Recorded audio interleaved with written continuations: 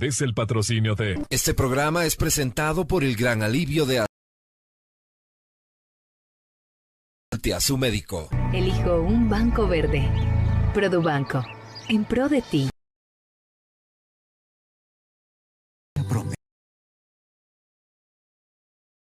Prima.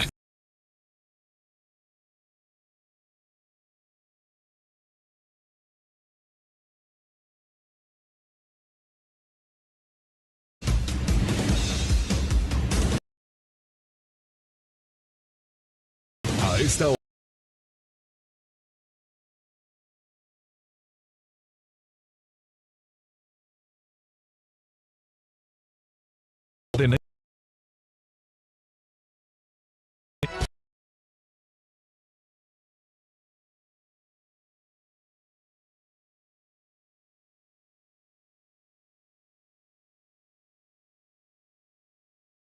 A los miles de seguidores, impunidad, las investigaciones, vamos a analizar el tema de la investigación de la Fiscalía a miembros de UNES, entre ellos Andrés Arauz y a este español Juan Carlos Monedero, que tienen que responder por presuntas irregularidades, presunto lavado de activos.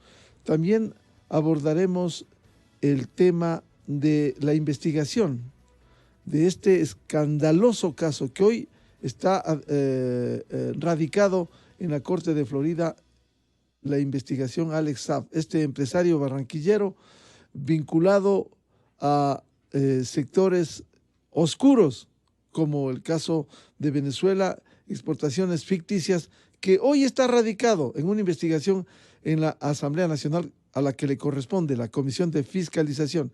Y ahí parece que van a saltar muchos temas que hay que estar pendientes de lo que salga allí. Y antes de desarrollar este tema, quiero referirme rápidamente a otro asunto que vamos a abordar esta mañana. Los resultados del diálogo entre el gobierno y los dirigentes indígenas. Es muy loable que avance el diálogo. Eso merece un aplauso. Ojalá, como siempre decimos, diálogo democrático sin imposiciones de ningún lado y diálogo con resultados. Ayer hubo 3 resultados importantes. Acuerdos en moratoria de créditos, control de precios, educación intercultural bilingüe. Y en eso tienen razón los dirigentes indígenas. Tiene razón el sector del campo y ha sido atendido inicialmente. Pero hay 3 diferencias bien complejas que tienen que ver con el precio de los combustibles y la explotación minera y petrolera. Ojalá el petróleo y la minería pudiera quedarse bajo tierra siempre y cuando hayan alternativas y recursos que permitan financiar lo que ellos mismos reclaman y los sectores sociales, recursos para atender al campo y a la ciudad. Por favor, presenten alternativas que financien los recursos que se requieren para ellos mismos. Alternativas a estos ingresos que pretenden ser reemplazados. Caso contrario, se queda en el discurso político en el Ecuador. Bien, vamos a abordar el tema de la investigación del caso Alex Saab, este empresario barranquillero que hoy está en la justicia de los Estados Unidos de América. En estudios nos acompaña el presidente de la Comisión de Fiscalización, Fernando Villavicencio, y a través del Zoom nos acompañará Andrés Ordóñez, director zonal del Servicio de Rentas Internas. Señor asambleísta Fernando Villavicencio, primero, ¿qué pasó ayer?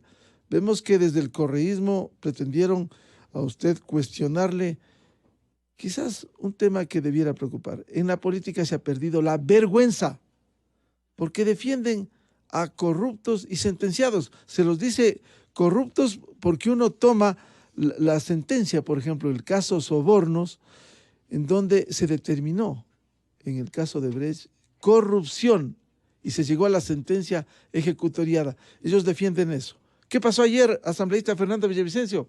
Buen día. Primero saludemos, Miguel, buen día, también al señor Ordóñez, buen día, y a los amigos, siempre, ya soy de casa yo, bueno, siempre he sido de casa. Esta iniciativa feliz de la Comisión de Fiscalización que nació de la colega Ana Belén Cordero, de abrir una investigación respecto a este tema postergado, viejo para el periodismo, pero nuevo para el primer poder del Estado. Y esa es la primera gran reflexión. ¿Cómo así la Asamblea en los últimos 11 años, desde que se inauguró el sistema de compensación Sucre para facilitar las exportaciones e importaciones entre los países del ALBA, cómo así la Asamblea, cómo así ningún legislador, ¿sí?, se interesó por investigar cuáles eran los resultados, los saldos positivos o negativos de la aplicación de este mecanismo de compensación Sucre? Esta es la primera vez, Miguel, ecuatorianos que me escuchan y me ven, es la primera vez en más de una década que la Comisión de Fiscalización del Parlamento decidió abrir este caso. Y el pretexto no es lo que dicen a quienes les perturba y les molesta, porque a veces ya no se necesita ni pruebas, solitos se pegan un tiro en el pie. A ningún legislador le debe molestar, por naturaleza, investigar ningún caso. Pero este caso, que lo pueden llamar Alex Saab, exportaciones ficticias, sistema Sucre, como quieran, es un caso que está orientado a investigar cómo funcionó el sistema de compensación Sucre y cómo derivó este sistema, que pudo haber sido bueno, con buenas iniciativas, derivó en un mecanismo de lavado. Y este tema no les gusta, porque dice que pretendemos utilizar la prisión de Alex Saab, la búsqueda de Álvaro Pulido. A veces nos concentramos mucho o ponemos mucho el ojo en este personaje que está allá de naranja, me refiero a Alex Saab Morán, pero no le ponemos el otro ojo al otro, que de acuerdo a las versiones que rindió ayer su socio, Luis Sánchez Llanes, por eso hubo el problema, el hombre de los negocios del chavismo, no solo con el Ecuador, sino con varios países, es Álvaro Pulido, un muerto vivo, vivísimo. Este hombre hoy tiene precio, su cabeza tiene precio. El Departamento de Estado de los Estados Unidos ha ofrecido $10 millones por la ubicación de Álvaro Pulido, quien es el socio de Alex Saab y el socio de Luis Eduardo Sánchez Llanes aquí en Ecuador, dueños de la compañía Fondo Global de Construcción. Ayer debieron comparecer, porque les corresponde, porque eso les corresponde, debieron comparecer Rafael Correa como expresidente de la República y cofundador o co-creador del sistema de compensación Sucre, y también debía asistir el ex candidato presidencial del correísmo, Andrés Arauz. ¿Por qué? Porque fue Andrés Arauz, como autoridad del Banco Central del Ecuador, quien fue parte del grupo de funcionarios, del staff de funcionarios que manejó en el punto clave de arranque el sistema de compensación Sucre y el Banco del Sur. Las sillas estaban vacías, desacataron un llamado del primer poder del Estado. Ellos que se quejan que Guillermo Lasso no asiste a la Asamblea, ellos reproducen lo mismo. No fueron. Y no fueron, ni siquiera tuvieron la gentileza de notificar a la comisión por los mecanismos normales que existen, lo hicieron a través de sus cuentas de redes sociales. Y claro, cuando yo presento en la comisión, ante la ausencia de Andrés Arauz, el perfil de Andrés Arauz, y ubico fotografías donde aparece Andrés Arauz reunido con el entonces ministro de la Vivienda del Poder Bolivariano, Ricardo Menéndez, que es el mismo que firma el contrato en Bogotá con Alex Saab Morán. Entonces la bancada de UNES, que forma parte de la comisión, monta en cólera, les genera urticaria, diarrea y empiezan a atacar al presidente de la comisión. Y obviamente yo tengo que defenderme, porque yo soy un sobreviviente de ese gobierno. Eso lo sabe el país. Yo acabo de obtener una sentencia de la Corte Constitucional hace pocos días, donde se confirma que Rafael Correa desacató las medidas cautelares de la Comisión Interamericana de Derechos Humanos y que metió las manos en la justicia para perseguir a los opositores. Mi domicilio, Miguel y ecuatorianos, fue allanado de la forma más brutal la noche de Navidad. Se llevaron miles de documentos de información privada. Atacaron a mi esposa y a mis hijos pequeños de una forma brutal. Luego me mantuvieron más de 4 años en el exilio, en la persecución, perseguido con helicópteros por estos criminales. Sí, en la selva, en Sarayaku. Hasta allá mandó José Serrano helicópteros a perseguirnos. Después de haber sufrido lo que he sufrido, junto a miles de compatriotas perseguidos, estos señores no tienen estatura ética para referirse a mí, ni a ningún ciudadano que fue víctima de ellos. Y reaccioné como me manda mi estatura ética. Yo jamás voy a permitir que mis verdugos ofendan a mi esposa, a mis hijos, a mi familia. Jamás, jamás. Eso pasó ayer y el señor Cuero, que también tendrá que responder alguna vez por otras cositas, ¿sí?, saltó a defender al prófugo criminal Rafael Correa, porque es un criminal sentenciado que dirigió la más grande red de sobornos de este país. Es el juicio de la historia, juicio Arroz Verde, escrito por este periodista. Eso no les gustó y se armó lo que ya conoce el país. Pero ese no es el tema de fondo. El tema de fondo es la importantísima información, Miguel, que estamos recibiendo, y no está por demás. Yo quiero agradecer, porque no fuese posible tener la información que tenemos si no existiera una actitud distinta del gobierno de Guillermo Lasso.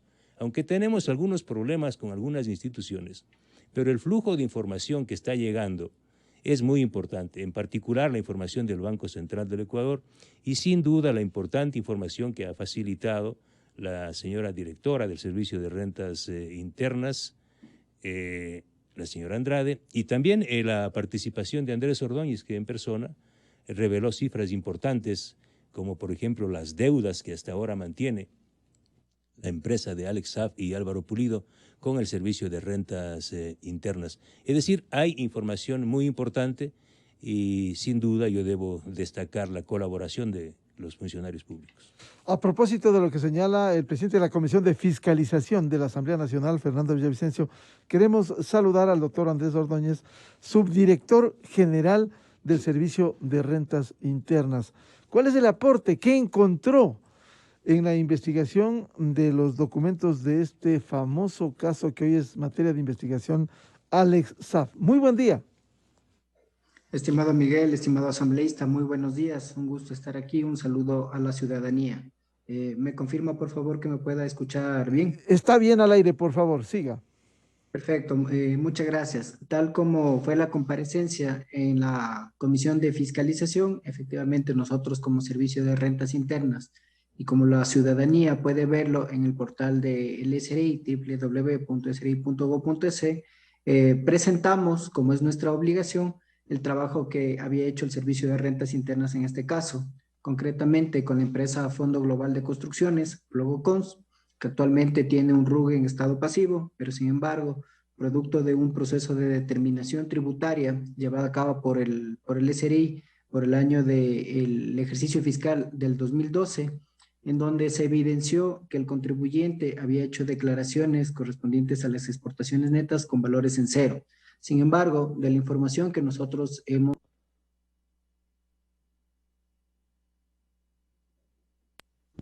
que el contribuyente efectivamente tuvo ingresos, tuvo exportaciones por 1.9 millones. Esta empresa en el proceso de determinación no aportó información, así que fue una determinación en función de la información que la administración tributaria pudo recabar. Producto de ello, actualmente esta empresa, este contribuyente, tiene una deuda firme que tiene un proceso de ejecución coactiva con todas las medidas precautelares en contra de la sociedad y su responsable por representación por un valor aproximado de $558,000. Ese proceso de ejecución coactiva está en estado activo, valga la redundancia, y la administración tributaria continúa haciendo los esfuerzos para identificar activos que permitan la recuperación de estos valores. ¿Por qué, si exportó alrededor de 1.9 millones, de acuerdo con los datos del SRI, no aportó? ¿Qué pasó? Una de las obligaciones que los contribuyentes tienen es hacer las declaraciones en función de su contabilidad y de la realidad económica que los contribuyentes tienen. Dentro de nuestras facultades como Servicio de Rentas Internas tenemos que si detectamos por cualquier medio que un contribuyente ha omitido ingresos, como en el presente caso, entrar a hacer el proceso de determinación correspondiente. ¿Qué significa hacer el proceso de determinación?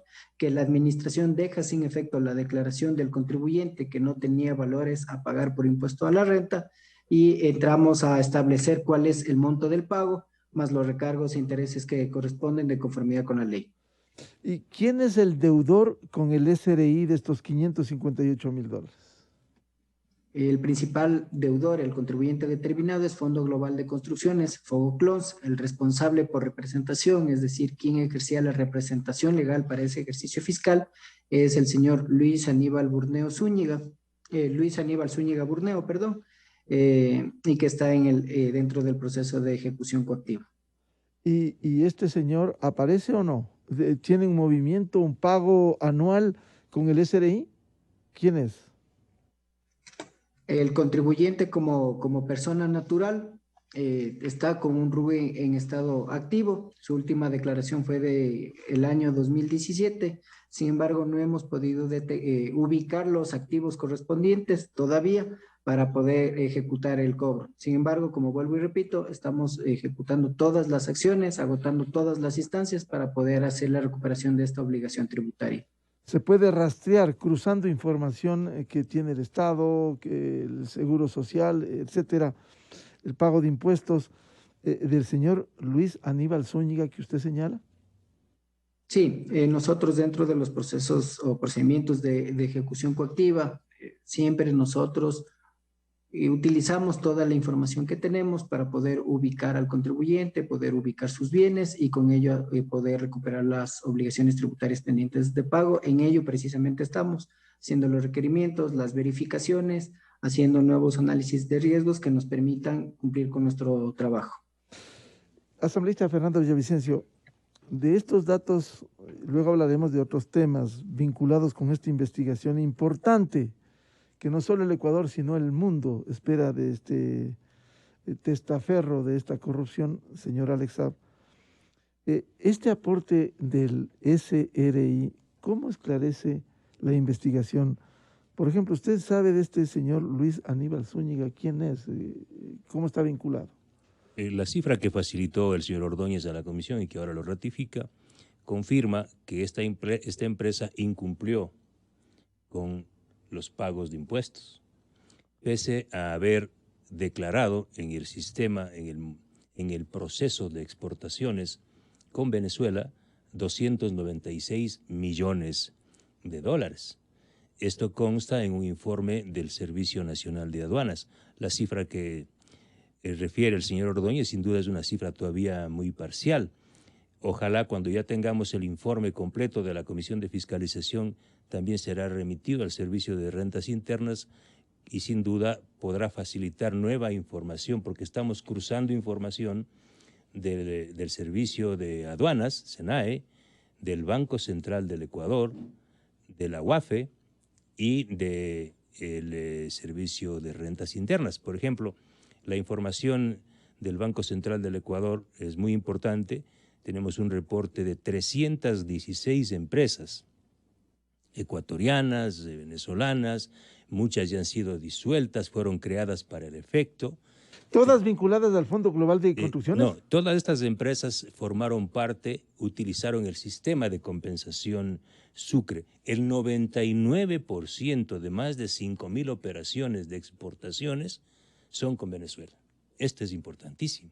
Es decir, casi para lo único que sirvió el sistema de compensación Sucre, que involucraba a 5 países del ALBA, es para las exportaciones entre Ecuador y Venezuela, porque las importaciones son muy pocas. Eso también es otro elemento importante. Estamos hablando de una cifra colosal de 2.691 millones de dólares. Es decir, estas 316 empresas, a través del sistema Sucre, operaron más de 2.670 millones de dólares entre el año 2010 y el año 2018, pero principalmente entre el año 2012 y 2015. Estos son los años de mayor flujo de las operaciones utilizando el sistema de compensación Sucre. Aquí lo que nosotros hemos identificado es, en el caso de Fondo Global, y ayer lo confirmó el accionista minoritario de Fondo Global, que no está en el país y estuvo con orden de captura. También es importante... El señor Sánchez. El señor Sánchez. También es importante el señor Luis Aníbal Zúñiga Burneo, era el representante legal de la empresa. También ¿Y él no aparece? También estaba con orden de captura, pero ahora no. Ahora fueron sobreseídos todos, pues. Todos fueron liberados. El señor Zúñiga es un ciudadano ecuatoriano. El señor Sánchez es de nacionalidad venezolana y Álvaro Pulido, que el socio principal, es de nacionalidad colombiana. Además es un muerto. Entonces, ahora nosotros tenemos que cruzar esta información y ver cuáles son los resultados. Por eso la información del Servicio de Rentas Internas aún es muy parcial. Estamos hablando de Fondo Global de 296 millones de dólares reportados por SENAE, como exportaciones con Venezuela. Pero hay una cifra mayor incluso de 350 millones de dólares que habría operado la empresa a través de Ecuador. Decía Fernando Villavicencio, y la justicia les liberó. Compareció en las últimas horas también el ex fiscal Galo Chiriboga. ¿Cómo usted entiende que ha investigado el caso la actuación de la Fiscalía General? El elemento que nació entre ayer y ayer, que es importante, no sé si eso también es de interés del Servicio de Rentas Internas, y que nadie lo ha descubierto, lo descubrió la Comisión de Fiscalización y está publicado en Diario Expreso, es que el 19 de septiembre del año 2012 se constituye la empresa Fondo Global en una notaría, en la notaría 37 de la doctora Wendy Vera en la ciudad de Guayaquil. 19 de septiembre del año 2012. ¿Quiénes firman la Constitución? Porque lo único que da fe un notario es de que quienes están ahí son ellos. Para eso está un notario. Firman la Constitución de la compañía Fondo Global Álvaro Pulido, este narcotraficante, y Luis Eduardo Sánchez Llanes, que compareció ayer a la Comisión de Fiscalización vía telemática. Lo sorprendente es que cuando solicitamos al Ministerio de Gobierno el registro de ingresos y salidas del país, Migración nos responde con todo el registro. Y ellos no estuvieron en el país esa fecha. Ellos ingresan en un avión privado. Y ayer confirma, esto es importantísimo, confirma Luis Eduardo Sánchez Llanes que efectivamente ingresó el 10 de septiembre del 2012 en un vuelo privado, en un avión de Alex Saab. Eso dice ayer. Sin ningún problema dice, sí, los señores Alex Saab y Álvaro Pulido tenían aviones privados porque eran mis jefes. Bueno, permítame, a propósito de ese tema de seguridad, alguna vez al ex canciller, ex ministro de Defensa Ricardo Patiño, por información reservada del mando militar, le preguntamos cuando fue en vísperas de la elección en el 2017 si él viajó. No registraban a las autoridades. En este caso, pueden tener avión privado, pero esto no es tierra de nadie. Tienen que pasar por el sistema de migración, legalizar el ingreso y luego legalizar la salida. ¿Cómo es que no aparece? Ellos no ingresaron al país. ¿Quiénes firmaron ante el notario? La notaria. Aquí se genera otro delito, otro presunto delito. Ayer yo le encaro a Luis Eduardo Sánchez y le digo, ¿usted firmó esta escritura? Sí, me dice. ¿Cómo firmó si usted no entró al país? Y le doy lectura a las fechas que entró. Él no estuvo el 19 de septiembre, no podía estar en el Ecuador. Y él dice, muy suelto de huesos, es posible que yo haya firmado eso en Venezuela. Eso es lo que está determinando eso. Es que la notaria fue a dar la fe pública Constitución, en Venezuela. que la Constitución de la compañía Fondo Global sería nula. Porque no se puede constituir una compañía en ausencia de sus titulares. ¿De acuerdo? Entonces, pero aquí hay responsabilidad de la notaria, pero, ¿no? por supuesto, ella está solamente, o el notario está exclusivamente para eso, para dar fe de que es un documento original, de que efectivamente están ahí en su presencia, porque además dice, ante mí, ¿sí? Ante mí. No dice a través de un poder, además no pueden hacerlo en este caso a través de un poder. Estos son los nuevos elementos que están apareciendo y nuevas cifras que también ha proporcionado, que proporcionó ayer el ex superintendente de bancos, Pedro Solines. Él habló de aproximadamente 11 bancos privados y públicos en los que operaron estas empresas a través del sistema Sucre. Y el tema del ex fiscal general, la comparecencia, ¿esclarece algo de esta impunidad o se deslinda responsabilidad? Bueno, primero para mí fue esas cosas que uno dice, el mundo da la vuelta, ¿no? Que la penúltima vez que me había encontrado con el doctor Galo Alfredo Chiriboga Zambrano fue en la Corte Nacional de Justicia cuando pidió 5 años de prisión para mí. Esa fue la penúltima. Y ayer tuvo que comparecer ante mí. Y obviamente yo le traté como un caballero, como tiene que ser. Jamás con la violencia con la que yo fui perseguido. Porque él ordenó el allanamiento a mi casa. Y resulta que el fiscal que manejó el caso, porque yo le pregunto, señor fiscal, ex fiscal, ¿cuál fue el fiscal del caso? Porque él dice, yo, como no había fuero, yo no manejé directamente el caso, Fondo Global. Dígame el nombre del fiscal que manejó el caso. José Luis Jaramillo Calero, el mismo fiscal que allanó mi casa y se robó mis documentos. Y la vida es chiquita. Pero la teoría con la que fue ayer... ¿Y sigue siendo fiscal? Entiendo que no. Ayer fue Galo Chiriboga a querer lucirse para enfrentar la versión anterior del abogado de Pulido, de Jorge Zavala, que acusó directamente a la Fiscalía de haber actuado de forma equivocada, de haber acusado por un delito de lavado de activos que no podían probarlo. Pero que si hubiesen acusado por un delito de uso indebido de documento o de exportaciones ficticias, el caso hubiese tenido otro destino. Lo dijo textualmente Jorge Zavala. Ayer fue Galo Chiriboga a comparar 2 casos. El caso Coopera, ¿sí?, de la cooperativa del señor Aucay, que está preso, donde hay 35 millones de dólares de lavado entre el mismo sistema Sucre y el caso Fondo Global. Y dijo que, mire, son 2 casos de lavado y en los 2 casos el uno tiene una sentencia y el otro sobreseyeron. Y acusó a la ex jueza Pinargote de ser la responsable. Lo que él no pudo confirmar y decir es que efectivamente en el caso de Fondo Global, al no haber habido exportaciones con Venezuela, no había la prueba del delito de lavado.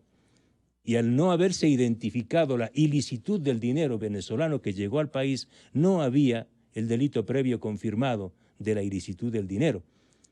Eso no pudo refutar. Es decir, el ex fiscal Chiriboga no pudo descargarse de la acusación que existe de que fue bajo su administración que se llevó a este caso Fondo Global a sobreseimiento de los responsables, de los socios de Alex Saab, y tampoco quiso responder la vinculación personal y profesional de él con el dueño del Banco Amazonas, institución financiera donde estaban los 56 millones de dólares. Que fueron devueltos. Que fueron devueltos. Señor subdirector general del SRI, Andrés Ordóñez, ¿esta investigación pudiera servir para profundizar el seguimiento estricto que hace el Servicio de Rentas Internas en el pago de impuestos de este tipo de empresas? Sin duda, creo que es información muy valiosa que de la Asamblea puede venir. Nosotros recopilamos información de varios medios, de varias fuentes, tanto propias como externas. Entonces es información muy valiosa, ¿no? Que la Asamblea ha venido recopilando, como el asambleísta bien lo ha dicho, ha ido levantando información de varias fuentes, que si bien nosotros podemos tener intercambios de información, puede tener documentos mucho más relevantes. En este sentido, cuando nos llegue este informe tan importante, nosotros vamos a hacer las verificaciones correspondientes, aparte de las que ya estamos haciendo de los análisis de riesgos que como Servicio de Rentas Internas nos corresponde, para ver información adicional que dentro del debido proceso, del proceso reglado de determinación, de control y de cobro, de ser el caso, nosotros ejecutaremos inmediatamente porque es nuestra responsabilidad con el país. De ese análisis de riesgos inicial, ¿qué van encontrando, además de los datos que ya ha proporcionado a la Comisión de Fiscalización? Bueno, hemos ido encontrando algunos elementos que por el momento no lo podemos decir, por cuanto, como usted sabe, la información tributaria es reservada. Sin embargo, hemos ido haciendo cruces, hemos ido haciendo verificación, hemos ido haciendo requerimientos que nos permitan tener mayores elementos para poder iniciar los procesos formales correspondientes dentro de los plazos de caducidad y prescripción correspondientes. ¿Cuándo caduca este tipo de investigación y qué plazo tienen para avanzar con la indagación? De manera general, los plazos de caducidad de la determinación tributaria son 3 años cuando existe una declaración o 6 años cuando la declaración no se hubiera realizado o esta sea incompleta. Entonces, dependiendo del caso, dependiendo del contribuyente, nosotros en función de estos plazos iniciaremos los procesos de control que correspondan.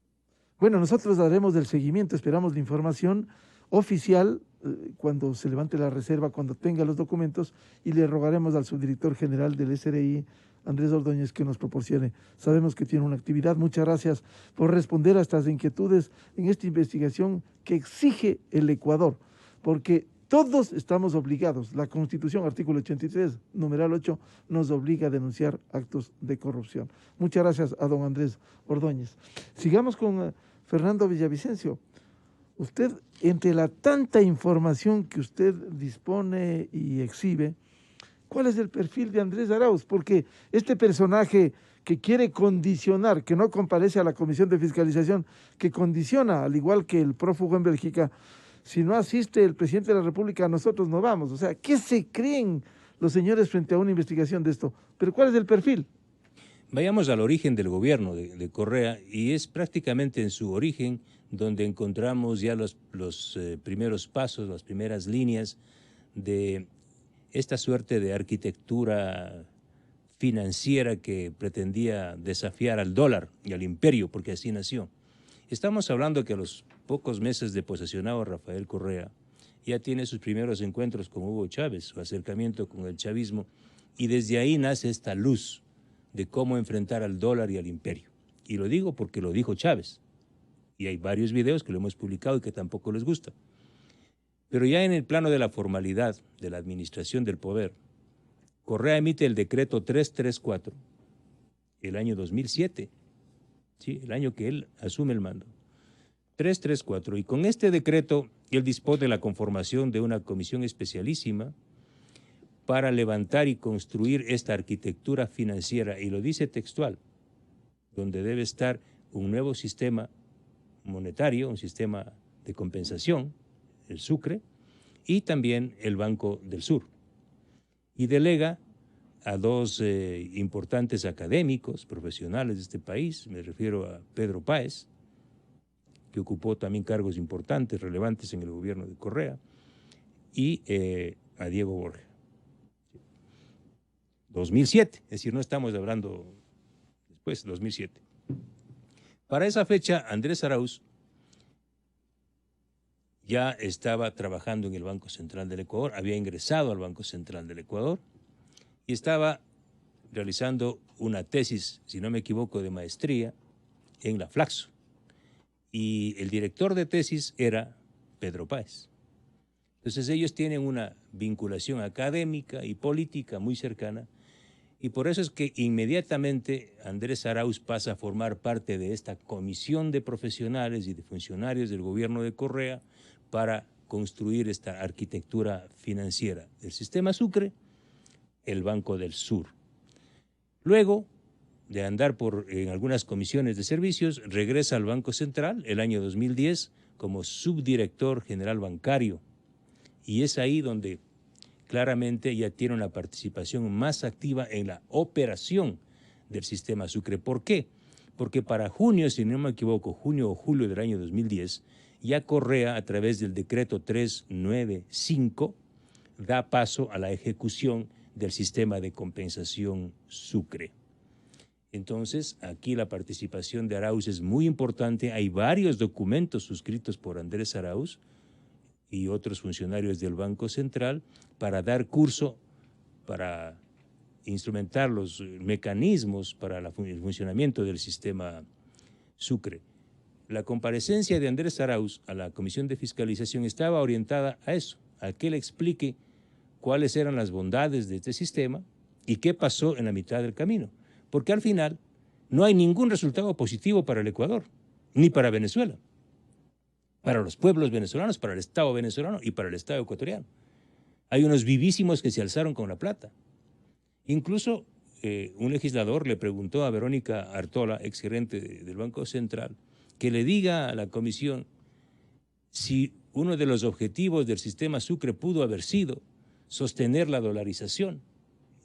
¿Cuánto apoyó? Ella dijo, en nada, todo lo contrario. Es decir, el sistema Sucre no benefició para nada. El Banco del Sur no existe, nunca abrieron ni siquiera una ventanilla. Es decir, es un fracaso total. ¿En qué se convirtió el sistema Sucre? En un mecanismo de lavado para el manejo de exportaciones ficticias y exportaciones sobrevaloradas. En el reporte que tenemos nosotros del Banco Central del Ecuador, ¿sí?, se puede advertir claramente cómo empresas nacieron para el efecto. Ayer recordábamos en un panel, en un foro en el portal Plan B de los colegas Juan Carlos Calderón, Pablo Jaramillo y Fermín Vaca, recordábamos que el tema de las irregularidades en el sistema Sucre no nace de las alertas que ponen las instituciones del Estado, nace del periodismo de investigación. Y justo recordábamos 3 reportajes de los meses de mayo, junio y julio, algo así, de la revista Vanguardia, donde justamente a esa fecha dirigía Juan Carlos Calderón, yo también contribuía, y Pablo Jaramillo escribió 3 sendos reportajes sobre las exportaciones sobrevaloradas a Venezuela utilizando el sistema Sucre. Un tema era sobre exportaciones sobrevaloradas de pimienta, luego había, entiendo, químicos y también textiles. Él dio una cifra y recordó ayer con los 3 reportajes de una cifra superior a los $200 millones que fueron exportados el año 2010. Cuando las alertas del Servicio de Rentas Internas, cuando las alertas del SENAE recién empiezan el año 2012 y 2013. Es decir, la prensa de este país, el periodismo independiente de este país alertó al Ecuador y a Venezuela y América Latina sobre cómo se estaba utilizando este sistema. Apenas fue creado, porque fue creado. El SRI ni se dio por entendido en esa época. A esa fecha nadie se dio por enterado. Estamos hablando de que en junio del año 2010 se inaugura el sistema de operación, el sistema de compensación Sucre, y semanas después ya empiezan las exportaciones y empiezan a operar justamente de forma ficticia y de forma sobrevalorada, es decir, con exportaciones falsas o con exportaciones sobrevaloradas. Y Pablo Jaramillo recordaba ayer que gran parte de esas empresas él ubicó, él fue a las direcciones donde estaban, eran empresas creadas la semana anterior y 2 meses, 3 meses después de hechas las exportaciones, desaparecían. Es decir, eran empresas de papel. Entonces, esto también es muy importante porque no puede alegar el gobierno de Correa a los funcionarios el desconocimiento del tema. Yo mismo, en la Comisión de Fiscalización, he logrado leer varios informes de la entonces Secretaría de Inteligencia, SENAIN, que le pasaban permanentemente documentos e informes al expresidente Correa y a los altos mandos del gobierno respecto a estas operaciones es decir, inusuales. Estaba con pleno conocimiento. Absolutamente. El presidente de entonces. Hay un reporte del año 2011 de la SENAIN donde habla ya de que se habría utilizado el Banco Nacional de Fomento para operaciones inusuales, lavado de dinero, dice textualmente este informe de la Secretaría de Inteligencia. Es decir, ellos sabían todo y y Rafael Correa tenía a un hombre cercanísimo a su lado, que era el hermano de Luis Eduardo Sánchez Yanes, que era su Jaime Francisco Sánchez Yanes, ¿sí? Quien era su asesor, su guardaespaldas, estaba en todo lado, ¿sí? Y este señor juega un papel muy importante, muy importante. Claro. En los próximos días habrá nueva información sobre Jaime Francisco Sánchez Yanes, que tenía un sueldo y tenía un cargo en el Ministerio del Interior entre el año 2012 y 2014 como asesor de José Serrano. O sea, ahí cobraba. Asesor del despacho del ministro, dice su cargo. Pese a las fotografías, testimonios y pruebas, seguramente dirán que no lo conocen. Ah, no, Correa se va al Que espejo no lo y dice, conoce. ¿quién es ese señor? Sí, sí. Ahora, a propósito de estas comparecencias, es bueno decir, y tengo algunos mensajes que dan cuenta, sin embargo, de que el asambleísta Fernando Villavicencio en más de una ocasión ha señalado lo que implica este sistema de compensación Sucre. Cuando hay comparecencias como la exgerente del Banco Central y dice, para nada fortalece el dólar, ¿cuál era el mecanismo, el sistema para que explique frente a estas inquietudes ciudadanas? ¿Y cómo podía fortalecerse? Traían bolívares y se llevaban dólares. El sistema era complicado, pero en realidad era sencillo. Y era bueno, porque se presentaba teóricamente muy bueno. Por eso fue Pedro Páez a decir que era una maravilla. Y claro, existían otros sistemas de compensación parecidos como Aladi. Pero una cosa era que el importador envía el dinero, en este caso Venezuela, envía el dinero e inmediatamente se recibe el exportador a través de los bancos centrales. La diferencia con el sistema de compensación Sucre es que aquí se creó una moneda virtual. El Sucre era una moneda virtual, ¿sí? Y la paridad del Sucre con el dólar era 1.25. Y yo le pregunté a Pedro Páez, ¿y cuál era la paridad del peso cubano con el Sucre? No había. ¿Por qué? ¿Cuál era la única moneda con la que se podía realizar transacciones importantes? El dólar. El dólar, pues. ¿Y cuál era el único país que tenía el dólar? ¿O es? El Ecuador. Entonces montaron el sistema con pleno conocimiento de que la única moneda que les beneficiaba para sus transacciones era el dólar. Y el dólar era de Ecuador. Por eso es que el 99% de las operaciones de exportación se realizan entre Ecuador y Venezuela. Y se llevaron los dólares ecuatorianos, digamos. Salen los bolívares venezolanos, entran a través del Banco Central de Venezuela, ¿sí? Y a través del sistema Sucre se transforman en dólares. Esos dólares, el Banco Central del Ecuador, que es el que tiene los dólares, que además no son dólares nuestros, son dólares de la Reserva Federal de los Estados Unidos, esos dólares del Banco Central presta el Banco Central, que son parte de la reserva. Esos dólares del Banco Central presta, ¿sí? Y deposita en la cuenta del exportador. En el caso de Fondo Global esto es absolutamente pernicioso. ¿Por qué? Porque el importador es ELM Import, una empresa creada en Venezuela que es de propiedad de Alex Saab y Álvaro Pulido. Es decir, Álvaro Pulido crea una empresa en Venezuela que se llama ELM Import. Ellos dicen al Banco Central de Venezuela a través de Cadivi, señores, necesito divisas para importar de Ecuador planchas, casas prefabricadas, cables, etcétera. Que nunca llegaron. Que nunca llegaron. Entonces envían sus bolívares, se transforman en dólares a través del sistema Sucre con 1.25 de paridad y esos dólares ya acá lavados, ¿sí? se depositan en la cuenta de Fondo Global del Banco Amazonas y otros bancos. Y ese dinero que debía dirigirse a comprar los materiales para las casas de los pobres venezolanos, bueno, sí se compró una partecita. Esa partecita nunca fue a Venezuela.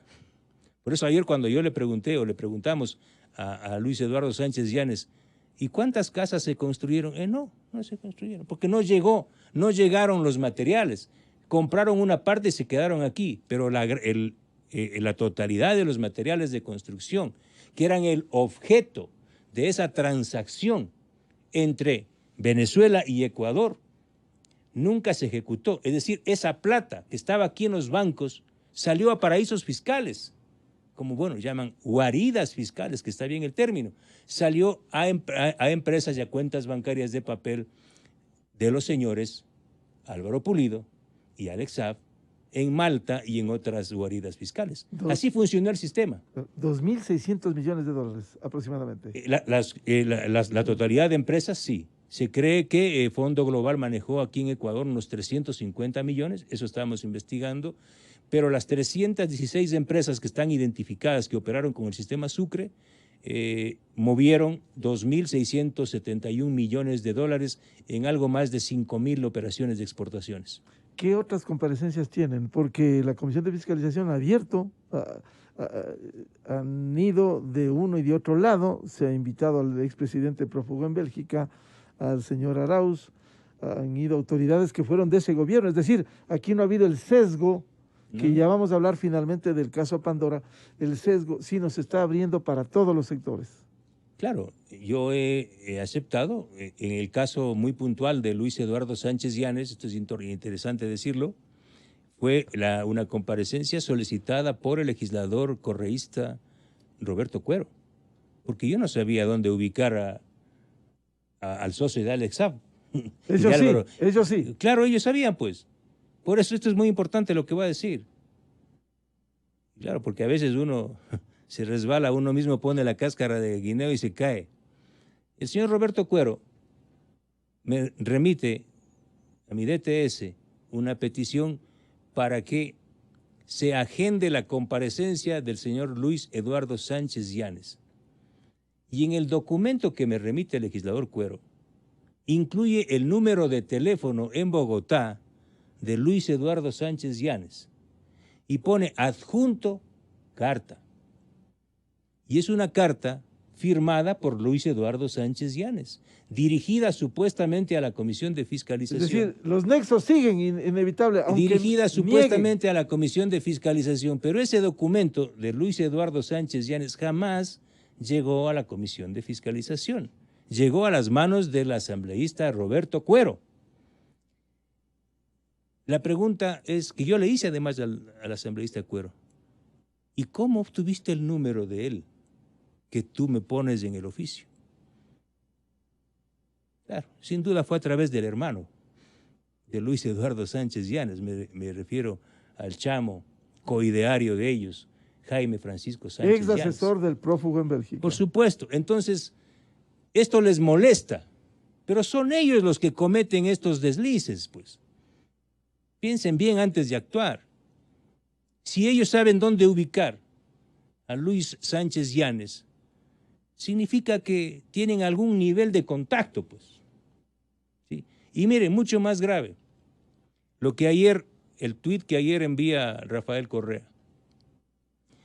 Rafael Correa, porque este señor que está siendo investigado, que debía estar preso, Luis Eduardo Sánchez Yanes, ahora dice que me ha demandado en Colombia. Acá tiene que venir a demandarme. Maravilla, otro trofeo. Pero ¿sabe quién aplaude eso y lo hace en la cuenta de Twitter? Rafael Correa.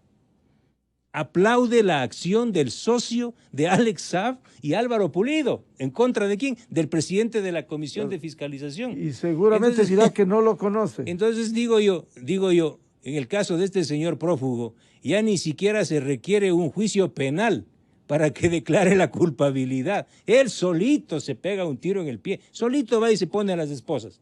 O sea, aplaudir una acción penal en contra de quien está investigando el caso Alex Saab, aplaudir una acción del socio de Alex Saab, es delatarse. Bueno, ¿hasta dónde les puede llegar el agua a estos señores?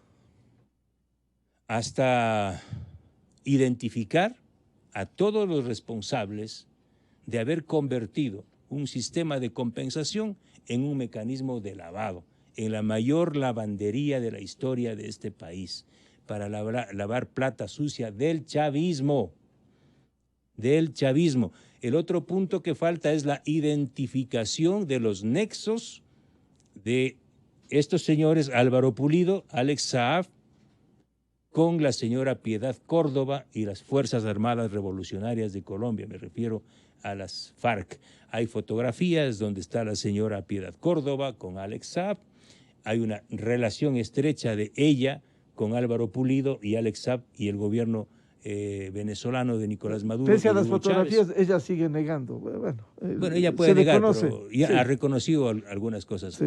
En términos generales, eso, el informe estará en los próximos días. Yo entregaré a la fiscal general. El día viernes, el día de mañana, hay 2 comparecencias muy importantes. Hoy tenemos pleno. El día de mañana deben comparecer la señora fiscal general Diana Salazar y también la directora de la Unidad de Análisis Financiero UAFE.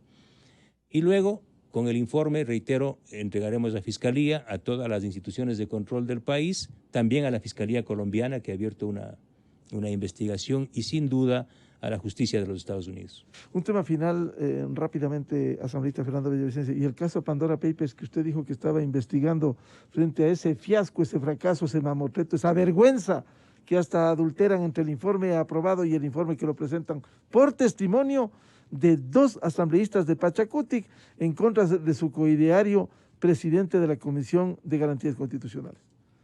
Este caso inicié yo la investigación 2 días antes de que el Pleno, en forma antiética e ilegal incluso, le arrebatara a la Comisión de Fiscalización esta investigación. Y mire usted, si le hubiesen dejado a la Comisión de Fiscalización, hubiésemos tenido un informe con los documentos, porque este es el único informe que llegan a una conclusión sin documentos. Esto es rarísimo, yo no conozco, no existe ni un aprendiz de periodista, nadie, ¿sí?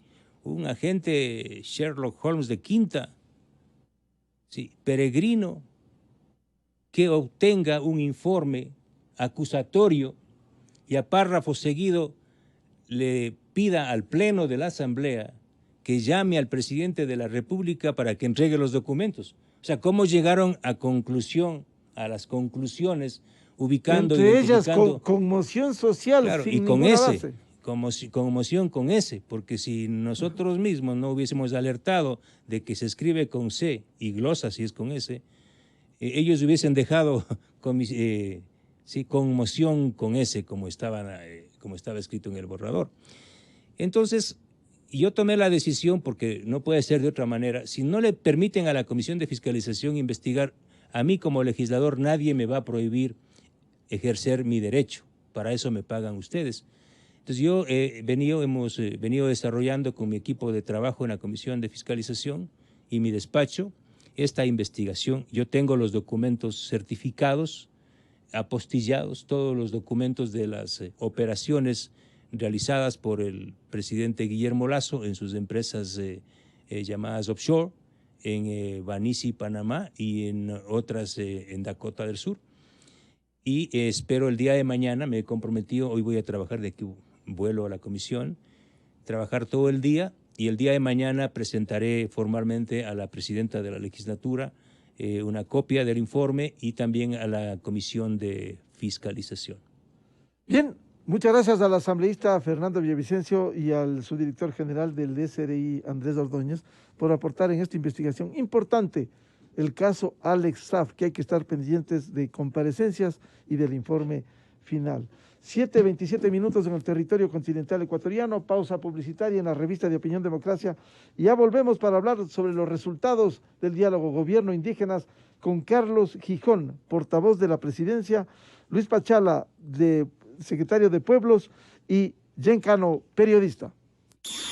Miguel Rivadeneira en la revista de Opinión Democracia. Inicio de espacio promocional y publicitario. Me gustó mucho la casa que vimos. Sí, me parece muy bien. Hola Silvia, hola Carlos, ¿por qué tan emocionados? Hola Caridad, es que queremos comprar nuestra nueva casa y no sabemos por dónde empezar. La clave para alcanzar sus sueños está en la Feria de Vivienda Clave, del 17 al 21 de noviembre en el Centro de Exposiciones Quito. Los esperamos, gracias a Cubiec, Metro, Bies, Vitrum y Confiteca. ¿Sabías que con el plan Pichincha Miles de Tarjetas Banco Pichincha, tus compras acumulan millas que valen más? Sí, acumulas cuando compras ropa, zapatos, pagas el colegio de tus hijos o una bicicleta, incluso si pagas al médico. También acumulas cuando pagas las medicinas, compras muebles y decoración para la casa, si compras tecnología o lo que necesites. Y todas estas millas las puedes canjear por productos, viajes, experiencias y mucho más. Regístrate en pichinchamills.com. Tarjetas Banco Pichincha Miles. Le damos más valor a tus millas. ¿Sabes qué pasa si tomas 2 cápsulas de Birm al día? Que equilibra poderosamente tu sistema inmunológico, haciendo que las defensas naturales de tu cuerpo estén listas para combatir cualquier enfermedad. Hace más de 30 años se creó Birm, el primer inmunomodulador de origen natural, pionero en la